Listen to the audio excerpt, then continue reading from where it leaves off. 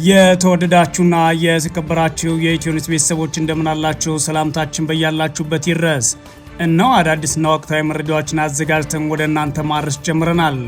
ከኢትዮኒውስ የዜና ውጃ ጋር አብራችሁ እንድትቆዩ ግብዣችን ነው። በቅድሚያም አርዕስተ ዜናዎችን አስቀድማለሁ። የፋኖ ኃይሎች በጎጃም ጎንደርና ሸዋ የተለያዩ አካባቢዎች ባደረጉት ውጊያ በአገዛዙ ጦር ላይ ድል አድርገናል ሲሉ አስታውቀዋል። የአማራ ፋኖ ብሔራዊ ንቅናቄ የተቀዳሚ ምክትል ሊቀመንበር አርበኛ መከታው ማሞ የፋኖ አንድነትን ያረጋገጥ ነው ብዙ የተተበተበ ሴራን በጣጥሰን ነው ሲል አስታውቋል።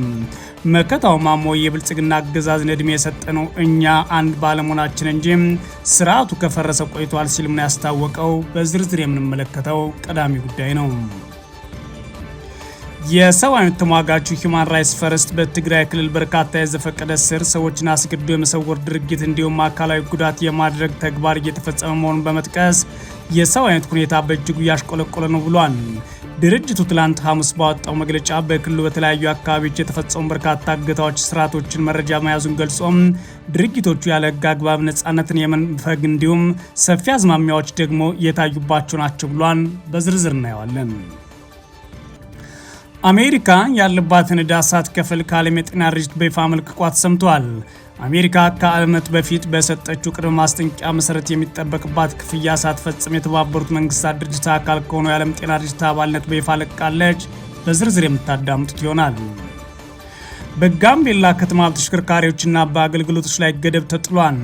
የብልጽግና አገዛዝ ገደቡን የጣለው ለሳምንታት በውጥረት ውስጥ በቆየችው ጋምቤላ ከተማ አስተዳደር በአገልግሎቶችና በተሽከርካሪዎች ላይ እንቅስቃሴ ገደብ መጣሉ የጸጥታ ዕድል ያስገኝልኛም በሚል ነው። በዝርዝር እናየዋለን። የአሜሪካ የጦር መርከቦች ወደ ኢራን እያቀኑ መሆናቸውን ፕሬዚዳንት ትራምፕ ተናገሩ።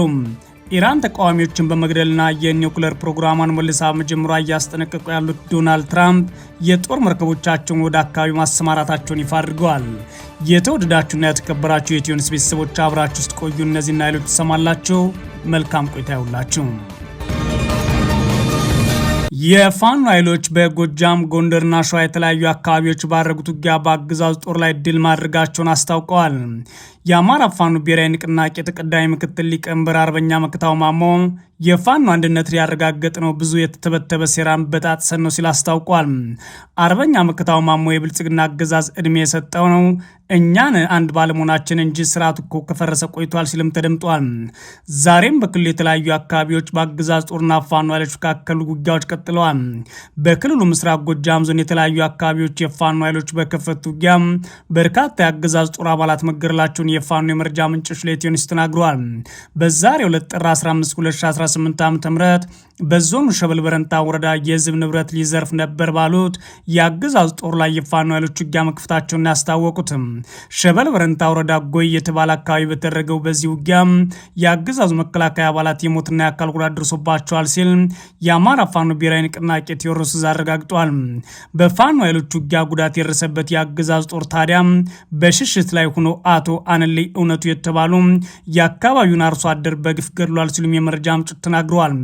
በዞኑ ደብረ ኤልያስና መርጦ ለማርያም ቀጠና የፋኖ ኃይሎች በከፈቱት የደፈጣ ውጊያ በርካታ የአገዛዝ ጦር አባላት መገደላቸውን የፋኖ የመረጃ ምንጮች ጨምረው ተናግረዋል።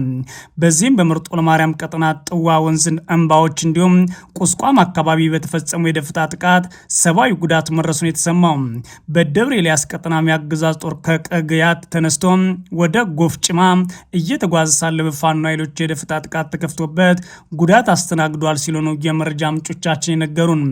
በተመሳይ በሰሜን ሸዋ ዞን ቡልጋ ሀገረ ማርያም ወረዳ በአገዛዝ ጦርና ፋኖ ኃይሎች መካከል በተደረገው ውጊያ ሰብአዊና ቁሳዊ ጉዳት መድረሱን ነው አፋብን አሳምነው እዚህ ያስታወቀው።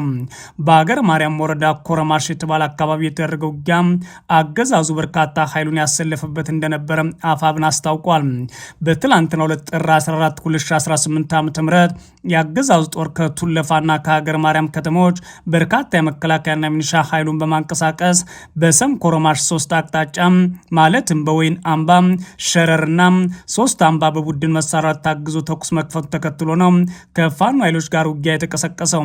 በቀጠናው በተደረገው ውጊያ ከፍተኛ ሰብአዊና ቁሳዊ ጉዳት መድረሱ የተሰማ ሲሆን የአካባቢው ነዋሪዎች በኩላቸው በአገዛዝ ጦር ዝርፊያ ተፈጽሞብናል ብለዋል። በክልሉ ምዕራብ ጎንደር ዞን ቋራ ወረዳ የፋኖ ኃይሎች በከፈቱ ድንገተኛ ጥቃት ደግሞ ከ30 በላይ የአገዛዙ ጦር አባላት የሞትና የአካል ጉዳት እንደደረሰባቸው የኢትዮ ኒውስ የፋኖ የመረጃ ምንጮች ተናግረዋል። የአገዛዙ ጦር ከቋራ ወረዳ በሙር ከተማ ወደ አባይ ዳር አነስተኛ ከተማ ሲንቀሳቀስ ነው የፋኖ ኃይሎች ድንገተኛ ጥቃት የከፈቱበት ብለዋል ነዋሪዎቹ። የአማራ ፋኖ ብሔራዊ ንቅናቄ በላይ ዘለቀ ዕዝ መይሳው ካሳኮር በአገዛዙ ጦር ላይ በከፈተው በዚህ ውጊያ ከ30 በላይ የጦር አባላት ጉዳት ሲደርስባቸው ከፍተኛ ቁጥር ያለው የጦር መሳሪያ ደግሞ ፋኖ ኃይሎች መማረኩን ነው የመረጃ ምንጮቻችን አክለው የተናገሩት። ጥቃቱን ተከትሎ በአካባቢው ቀድማችሁ ለፋኖ መረጃ ሰጥታችኋል በተባሉ የሚሊሻ አባላትና የአገዛዙ መከላከያ አዛዦች መካከል ከፍተኛ ውጥረት መስፈኑም ተሰምቷል። በሌላ በኩል የአማራ ፋኖ ብሔራዊ ንቅናቄ ተቀዳሚ ምክትል ሊቀመንበር መክታው ማሞ የፋኖ አንድነትን ያረጋገጥ ነው ብዙ የተተበተበ ሴራ በጣጥሰን ነው ሲል አስታውቋል። ከአንከር ሚዲያ ጋር ቆይታ ያደርገው አርበኛ መክታው ማሞ የፋኖ አንድነት እንዳይመጣ ብዙ የሴራ ድር ነበር፣ እሱን በጣጥስ ነው ሲል ተናግሯል። በብዙ የተተበተበን ሴራ በጣጥሰን ነው በዚህ 2 ዓመት ውስጥ ያመጣ ነው ማለት ነው። ይህ ሲባል በቀላል የሚመጣ አይደለም። ብዙ መስዋዕትነትን አስከፍሏል። ብዙ ነገሮችን አሳጥቶናል። ይህም እንዳለ ሆኖ ግን ከነበረበት የአማራ መከራና የአማራ ሲቃይ ከነበረበት ሴራና ትብትቦችን እንደ ሸረሪት ድር በየዙሪያው በየውስጡ ብዙ ያደሩ ሴራዎች ነበሩ። እነኛን በጣጥሶ መምጣት ቀላል አይደለም። ነገር ግን እንደ ህዝብ እንደ ታሪክም እንዳልኩት የአማራ ህዝብ ብዙ ዘመናትን ሲያስተዳድርና ህዝብን መልክ አስይዞ ሀገር ሰርቶ ከተማ ቆርቁሮ የነበረ ቢሆንም ከዚህ ከትልቅ ህዝብ ይሄንን ሁኔታዎች ማሳለፍ የለብንም ነበረ። ነገር ግን አሁን የሆነው ሆኖ በአጭር ጊዜ መሳካቱ አሁንም ከምንም በላይ ደስታ ነው ብዬ ነው ማምነው እኔ። የብልጽግና አገዛዝን እድሜ የሰጠነው እኛ አንድ ባለመሆናችን እንጂ ስርዓቱ ከፈረሰ ቆይቷን ያለው የአማራ ፋኖ ብሔራዊ ንቅናቄ ተቀዳሚ ምክትል ሊቀመንበር መክታው ማሞ አሁን ላይ የአንድነት ድርጅቱ ስለታወጀ ከፍተኛ ድል ይጠበቃል ሲል ማስታውቋል።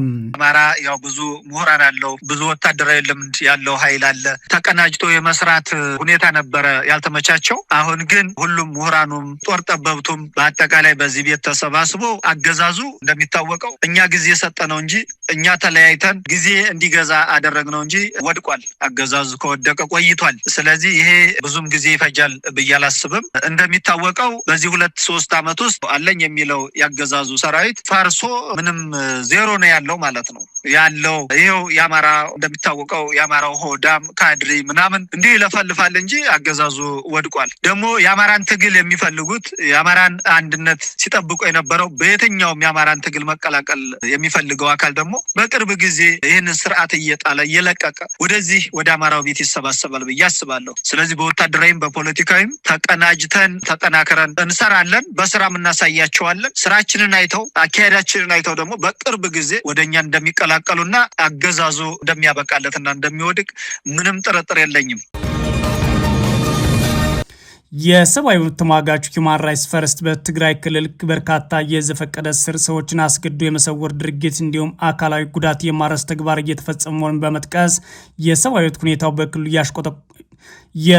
ሁኔታው በክልሉ እያሽቆለቆለ ነው አለ።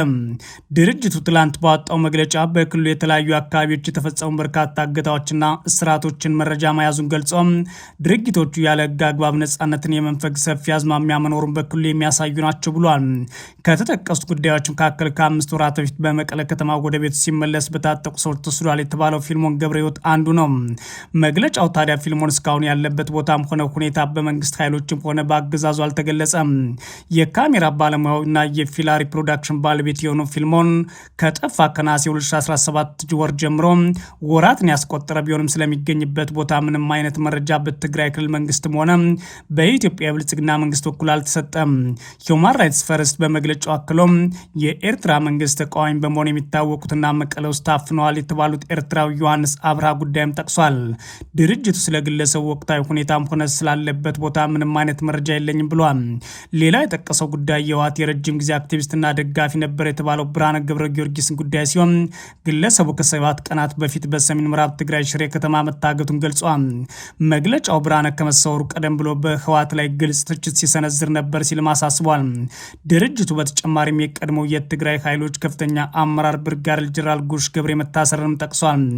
እንደ ሂውማን ራይትስ ፈርስት ገለጻ ብርጋዴር ጄኔራል ጉሽ ገብረ ከቀናት በፊት በትግራይ ወታደራዊ ክንፍ ታስረዋል ያለ ሲሆን እስካሁን ፍርድ ቤት አለመቅረባቸውንና የታሰሩበት ቦታን በይፋ አለመታወቁን አውቃለሁ ብሏል። ወታደራዊ ክፍሉ እስራቱን ከወታደራዊ ጥሰቶች ጋር የተያያዘ መሆኑን ቢገልጽም ሂውማን ራይትስ ፈርስት ግን ብርጋዴር ጄኔራል ጎሽ ገብረ ጥር 2017 ዓ.ም በትግራይ ወታደራዊ መዋቅር ውስጥ በአብዛኛው ውሳኔዎች ላይ ባሳዩት አለመስማማት ምክንያት ከኃላፊነታቸው ታግደውና ከአባልነታቸው ተሰርዘው ነበር ብሏል። ሂውማን ራይትስ ፈርስት ለእስራቶቹ ስላለው ህጋዊ መሰረት የታሳሪዎች የሚገኝበት ቦታና የህግ ሂደቶችን የማግኘት መብታቸውን በተመለከተ ይፋዊ መረጃ ባለመኖሩም ከባድ ሰብአዊና ህጋዊ ስጋት ደቅኗል ብሏል። አሜሪካ ያለባትን ዕዳ ሳትከፍል ከዓለም የጤና ድርጅት በይፋ መልቀቋ አነጋጋሪ ሆኗል። አሜሪካ ከዓመት በፊት በሰጠችው ቅድመ ማስጠንቀቂያ መሰረት የሚጠበቅባት ክፍያ ሳትፈጽም የተባበሩት መንግስታት ድርጅት አካል ከሆነው የዓለም ጤና ድርጅት አባልነት በይፋ ለቃ ወጣለች። ፕሬዚዳንት ዶናልድ ትራምፕ ሁለተኛ ዙር የስልጣን ዘመናቸውን በጀመሩበት ዕለት ካስተላልፏቸው ፕሬዚዳንታዊ ውሳኔዎች መካከል አንዱ የሆነው ከዓለም ጤና ድርጅት መውጣት ተግባራዊ ሆኗል። ይህ ውሳኔ ተከትሎ የአሜሪካ ሰንደቅ ዓላማ ስዊዘርላንድ ጄኔቫ ከሚገኙ የዓለም ጤና ድርጅት ዋና መስሪያ ቤት እንዲነሳ መደረጉን ሮይተርስ የዜና ወኪል የዓይን እማኞችን ጠቅሶ ዘግቧል። ከዓለም ጤና ድርጅትና የውጭ ጉዳይ መስሪያ ቤቶች በጋራ በወጣ መግለጫ መሰረት ከዚህ በኋላ ሀገሪቱ ከዓለም ጤና ድርጅት ጋር የሚኖራት ግንኙነት ውስንና ከተቋሙ መውጣቷን ለማጠናቀቅ በሚያስፈልጉ ጉዳዮች ላይ እንደሚሆን ተጠቅሷል። የአሜሪካ የጤና ሚኒስቴር እንዳለው ይህ እርምጃ የተወሰደው የዓለም ጤና ድርጅት የኮቪድ ወረርሽኝ በአግባቡ ስላልያዘው ለውጥ ለማድረግ ባለመቻሉና በአባል ሀገራት ፖለቲካዊ ተጽዕኖ ስላለበት ነው ብሏል። ድርጅቱ የቀረቡበት ክሶች የተቃወመ ሲሆን ዋና ዳይሬክተር ዶክተር ቴዎድሮስ አድሃኖም የአሜሪካ ከተቋሙ መውጣት ጉዳቱ ለዓለም ብቻ ሳይሆን ለአሜሪካም ጭምር ነው ብሏል። በተለምዶ አሜሪካ ለዓለም ጤና ድርጅት ከፍተኛ ገንዘብ ከሚሰጡ ሀገራት መካከል የነበረች ቢሆንም ባለፉት 2 ዓመታት የሚጠበቅባት ክፍያ ባለመፈጸም በድርጅት ውስጥ በርካታ ሰራተኞች እንዲቀነሱ አድርጓል። የድርጅቱ ጠበቆች አሜሪካ ቃል በገባቸው መሰረት የቀረውን $260 ሚሊዮን የመክፈል ግዴታ አለባት ማለት እየተከራከሩ ሲሆን አሜሪካ ግን ገንዘቡን ለመክፈል የሚያስገድዳት ምክንያት እንደሌለ ገልጻለች። አንድ ከፍተኛ የአሜሪካ መንግስት የጤና ባለስልጣን በድርጅቱ ውስጥ በታዛቢነት የመሳተፍ ሆነ መልሶ አባል የመሆን እድል የለንም ሲሉ ተናግረዋል። በበሽታ ቁጥጥርና ቅድሚያ በሚሰጣቸው ሌሎች የህብረተሰብ ጤና ጉዳዮች ላይ በዓለም አቀፍ ድርጅት በኩል ሳይሆን በቀጥታ ከሀገራት ጋር ለመስራት አቅዳለች።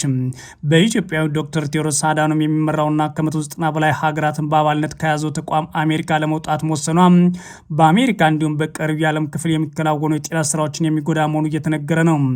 ፕሬዚዳንት ትራምፕ በመጀመሪያ የስልጣን ዘመናቸው የዓለም ጤና ድርጅት የኮቪድ-19 ወረርሽኝ በተመለከተ የሚጠበቅበትን አላከናወነም በሚል ከድርጅቱ ለመውጣት ወስኖ የነበረ ቢሆንም በጆ ባይደን በመሸነፋቸው ምክንያት ተግባራዊ ሳይሆን መቅረት ይታወሳል። አሜሪካ ራሷን ያገለለችው ከዓለም ጤና ድርጅት ብቻ ሳይሆን በቅርቡ ከበርካታ የመንግስታቱ ድርጅት አካላት ከሆኑ ተቋማት ለመውጣት ከመወሰኗ በተጨማሪ የሰላም ቦርዶ ማለት ፕሬዚዳንት ትራምፕ ያስተዋወቁ ስብስብ የተባበሩት መንግስታት ሚና የሚያዳክም ነው በሚል ከፍተኛ ትችት እያስተናገደ ይገኛል። የብልጽግና አገዛዝ በጋምቤላ ከተማ ተሽከርካሪዎችና በአገልግሎቶች ላይ ገደብ ጥሏል። ይህም በከተማውና በክልሉ ያለውን ፖለቲካዊና ወታደራዊ ቀውስ በላይ አሁን ላይ አንዳች ለውጥ ማምጣት ባለመቻሉ ለአሰራሪ ያግዘኛል በሚል የወሰነው ውሳኔ ነው። ለሳምንታት በውጥረት ውስጥ የቆየችው የጋምቤላ ከተማ አሰራር በአገልግሎቶችና በተሽከርካሪዎች እንቅስቃሴ ላይ ገደብ መጣሉን ይፋ አድርጓል። ከአንድ ወር በፊት ጋምቤላ ክልል ባጋጠመ ግጭት የተነሳ ዋና ከተማዋን ጨምሮ በተለያዩ አካባቢዎች የሰዓት እላፊ ገደብ ተጥሎ የነበረ ሲሆን አሁን የጋምቤላ ከተማ አስተዳደር ተጨማሪ ገደቦችን መጣሉን አስታውቋል። የጋምቤላ ከተማ አስተዳደር በዝርዝር ባልገለጸው ነገር ግን በከተማዋ ባለው ወቅታዊ የጸጥታ ሁኔታ ምክንያት ከዛሬ አርብ ጥር 15 2018 ጀምሮ ተግባራዊ የሚሆኑ ክልከላዎችን አስታውቋል። በዚህም መሰረት ሞተር ሳይክሎች በከተማ ውስጥ ማሽከርከር ላልተወሰነ ጊዜ በጥብቅ ተከልክሏል የተባለ ሲሆን ባጃጆች ከጠዋት 1 ሰዓት ከምሽቱ 1 ሰዓት ብቻ አገልግሎት እንዲሰጡ ገደብ ተጥሎባቸዋል። በተጨማሪም በከተማ የሚገኙ ሆቴሎችና ግሮሰሪዎች አገልግሎት መስጠት የሚችሉት እስከ ምሽቱ 2 ሰዓት ድረስ ብቻ እንዲሆን ትዕዛዝ ተሰጥቷቸዋል። ከአንድ ወር በፊት ገደማ የጋምቤላ ከተማ ፖሊስ አዛዥ መገለል ተከትሎ በተፈጠረ የጸጥታ መደፍረስ ምክንያት ከምሽቱ 2 ሰዓት እስከ ንጋቱ 12 ሰዓት የሚቆይ የሰዓት እላፊ ገደብ መጣሉ ይታወሳል። የብልጽግና አገዛዝ በክልሉ አሁን ላይ ያለውን የጸጥታ ሁኔታ መቆጣጠር ያቃተው ሲሆን ከዛ የተሻሉ እርምጃዎች ከመውሰድ ይልቅ በክልሉ አሁንም እስከ ትላንትና 2 ድረስ ንጹሃን እየተገደሉ እንደሆነ ነው የተሰማው። የአሜሪካ የጦር መርከቦች ወደ ኢራን እያቀኑ መሆናቸውን ፕሬዚዳንት ትራምፕ ተናገሩ። ኢራን ተቃዋሚዎችን በመግደልና የኒውክሌር ፕሮግራሟን መልሳ በመጀመሯ እያስጠነቀቁ ያሉት ዶናልድ ትራምፕ የጦር መርከቦቻቸውን ወደ አካባቢ ማሰማራታቸውን ተናግረዋል። ፕሬዚዳንቱ ከስዊዘርላንድ ወደ ሀገራቸው ሲመለሱ እንደገለጹት የጦር መርከቦቹ ቡድን በመንቀሳቀሱን እንዲሁም ነገር ግን በኢራን ላይ እንደማይጠቀሟቸው ተስፋ እንዳላቸው ተናግረዋል። አስፈላጊ ከሆነም በማለት በርካታ መርከቦችን ወደዛ አቅጣጫ እያመሩ ነው። ምንም ነገር እንዳይከሰት ነው የምፈልገው፣ ነገር ግን በጣም በቅርበት ነው እየተከታተልናቸው ያለ ነው ሲሉ ትኩረታቸውን ኢራን ላይ መሆናቸውን ትራምፕ ተናግረዋል። ስማቸው ያልተጠቀሰ አንድ የአሜሪካ ባለስልጣን የጦር አውሮፕላን ተሸካሚ ዩኤስ አብርሃም ሊንከን የተባለው የጦር መርከብን ጨምሮ ሌሎች አውዳሚ መርከቦች በቀጣይ ቀጠና ወደ መካከለኛው ምስራቅ እንደሚደርሱ መናገራቸው ሮይተርስ ዘግቧል። በቀጠናው ያሉትን የአሜሪካ ወታደሮች ሰፈሮችን ከኢራን ጥቃት ለመጠበቅ ተጨማሪ የአየር ጥቃት መከላከያ ስርዓቶች በመካከለኛው ምስራቅ ለመትከል እየታሰበ ነው ሲሉም አንድ ባለስልጣን ገልጸዋል። በኢራን ውስጥ የተቀሰቀሰው ተቃውሞ ተባብሶ ከአሜሪካ ጋር የነበረው ፍጥጫ በጠነከረበት ባለበት በአሁኑ ሰዓት ሳምንት ሞልቶታን የተባለ ቢሆንም በእስያ ፓሲፊክ አካባቢ ተሰማርተው የነበሩ የአሜሪካ መርከቦች ወደ አካባቢ ጉዟቸውን ጀምረዋል። ትራምፕ በርካታ ተቃዋሚዎች በተገደሉበት ጊዜ አሜሪካ ጣልቃ እንደምትገባ በተደጋጋሚ ሲያስጠነቅቁ የቆዩ ሲሆን ተቃውሞ ግን እየተቀዛቀዘ መጥቷል። ከተቃውሞ ጋር በተያያዘ በቁጥጥር ስር የዋሉ ሰዎችን ኢራን እንዳትገድል በሰጡት ማስጠንቀቂያ 840 የሚደርሱ ሰዎች ሕይወት ማዳናቸውን ትራምፕ ሲናገሩም ተደምጠዋል ማለት ቢቢሲ ዘግቧል። የተወደዳችሁና የተከበራችሁ የኢትዮ ኒውስ ቤተሰቦች መረጃዎቻችን እነዚህ ነበሩ። መልካም ጊዜ እመኛለሁ።